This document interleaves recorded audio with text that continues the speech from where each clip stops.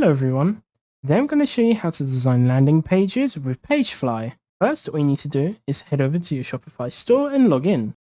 Once you've logged in, head over to the bottom left where it says Apps and click on All Recommended Apps. From here, you should be able to see Pagefly. However, if you do not, simply click on Shopify App Store and search for it from here. Then when you find it, click on Install. You can see what Pagefly will need and then just click on Install again. And now you've installed Pagefly.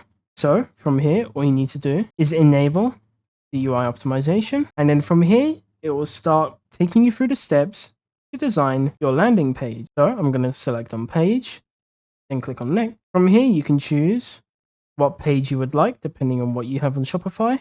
In this case, I will select product page. And that's basically it. I'd recommend just starting from scratch and going through all the different options you have here on the side to design your perfect landing page. If you have any questions, feel free to ask them in the comments below. Thank you for watching.